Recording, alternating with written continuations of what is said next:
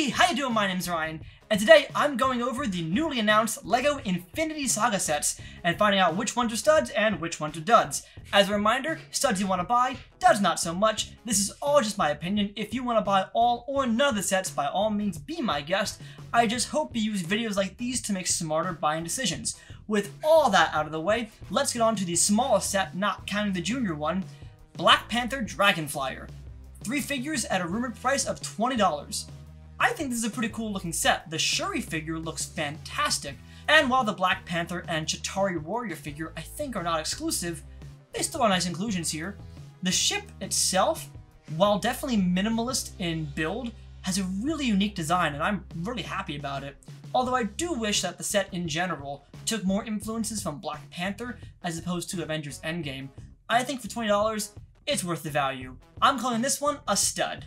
Next up, Iron Man Ironmonger Mayhem. 3 figures at a rumored price of $40. I am really happy we're actually getting a set based on Iron Man 1, a movie that never received any LEGO treatment. And I hope this starts a trend of LEGO being able to make sets from movies that never really got the chance to shine in the spotlight, like Captain America Winter Soldier, or maybe the original Thor, or Thor the Dark World maybe. There's some fun opportunities there for new LEGO sets based on older films. And yeah, while you could argue this set is just another Hulkbuster, I think there's enough sort of old school mechanical elements on it that make it feel very different from the War Machine Buster or the dozens of other Hulkbusters we received both in comic and movie form. And while the scale is laughable to some degree, with Ironmonger being huge compared to Iron Man, I think it works better this way than doing an Ironmonger big fig and a playset around it. Also, we get an Obadiah Stane minifigure, which is just phenomenal. And I guess for $40 you do kind of feel that brand upcharge. I think in the end, it's worth it. I think the Ironmonger Mayhem is a stud. How about the Infinity Gauntlet at a rumored price of $70? The idea of a LEGO Infinity Gauntlet in the same kind of vein as the LEGO Bus series is phenomenal, but, and I think I might be in the minority here, I'm just not the biggest fan of the final product. Maybe I expected bigger, maybe I expected to pay more for a full-scale one-to-one replica of the Gauntlet. I would have paid like $120 for it, or maybe I would have expected one that just is the size of a hand, a human hand. I have very small hands, and I think it's even smaller than my own hand. I think the look is definitely nice, but when you're that close to one-to-one scale, but you're just short of it, it feels off. Maybe this kind of sculpture in the bust style might work better for lightsabers, because you can actually go full one-to-one scale with them. I think the Infinity Gauntlet is a dud.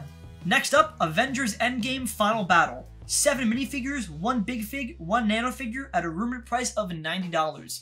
This might be one of the best remakes of a set I've seen in a very long time. Better figures, better build, and about the same price, if not lower, than the Avengers Compound Battle. I really see now why people were kind of crapping on that original set, because this is what we could have gotten.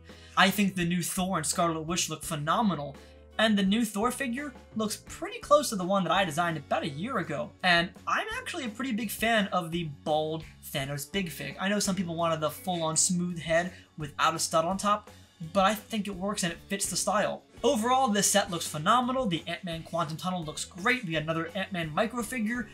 It's just beautiful. This set is just beautiful. And for only $90, reportedly, that's a steal. This set is an absolute 100% stud, and probably the best in the wave. And last, the Guardian Ship. 6 figures at a rumored price of $150. Another pretty solid remake of an older set, the Bentar, which actually came in 2 sets. You had Thor's Weapon Quest and you had Battle on Titan, where you combine the 2 ships together to make one big ship. This new set is kind of in the style of a UCS, which is a really good idea. I would love to see more Marvel sets take on that really detailed higher price model. And the figures look great. I especially am a huge fan of the new Star-Lord figure. I'm also curious about the newly colored Groot figure, as he's closer in brown tones to knockoff figures than he was to the first run of Team Groot. So that's interesting in my opinion. And while I am a huge fan of the original ship on my wall right now, if I can afford this new one, it is an absolute stud. If not, I'll just brick link the new figures because they look fantastic. Overall, I think this wave is a huge step in the right direction for LEGO Marvel. The ability to just make a set from any movie is great, and it means you don't have to be tied to the newest release. I love seeing LEGO put this much effort into their design and their new figure prints, and not just rehashing old ones in newer builds. Overall, I could not be happier as a Marvel fan, and between this and Eternals, and the also rumored Sanctuary and Daily Bugle set, I might need to expand my LEGO Marvel build, which already is huge. Maybe I'll have to go twice as big. Either way, I would love to know your thoughts on the LEGO Infinity Saga sets. Let me know in the comments below, and as always, if you like this video, be sure to subscribe to the channel, and thanks for watching.